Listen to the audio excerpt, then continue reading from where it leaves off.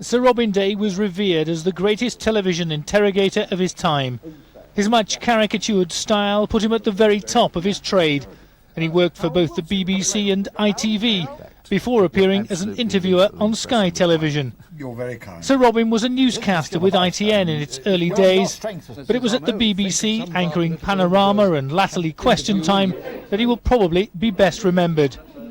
The great and the good of a generation were quizzed by Sir Robin, whose trademark bow ties and heavy spectacles made him instantly recognisable.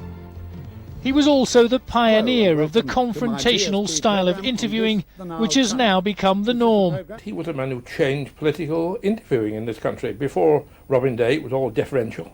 After Robin Day, it was doing the proper job of exposing politicians' weaknesses and strengths.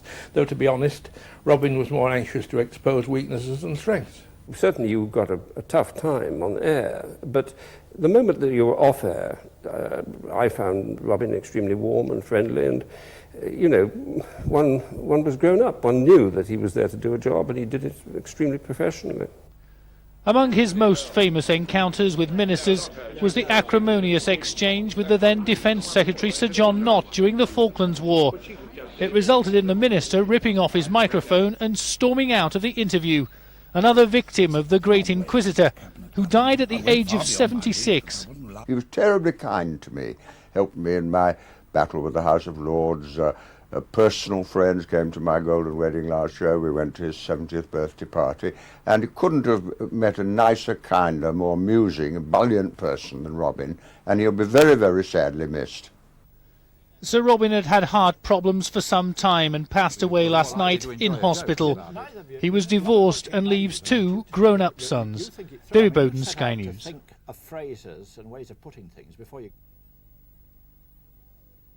Hello, and here we are for the first of our weekly Question Times with an audience. Question Time under Robin Day's inimitable chairmanship hit the screen just when British politics was entering a dramatic and divisive phase.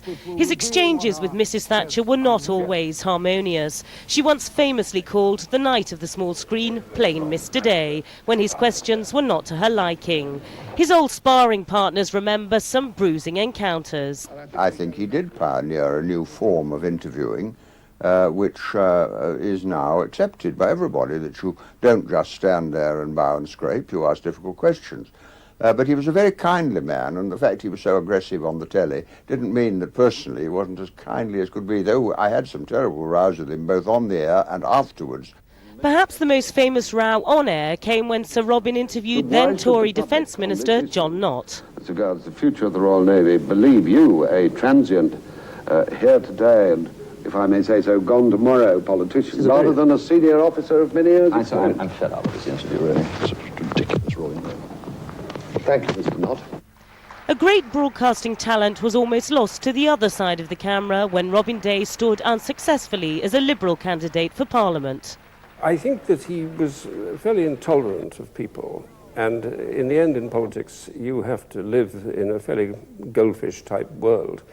I'm not sure that Robin would have been able to put up with the sort of compromises of it all. Well, I enjoy the cut and thrust of democracy. I enjoy the cut and thrust of argument. And I enjoy making an important subject, which might otherwise be dull, interesting. He was honoured and became a legend in his own lifetime, having played a part in defining the distinctive discourse of politics in the post-war era. He presided over the political education of an armchair generation.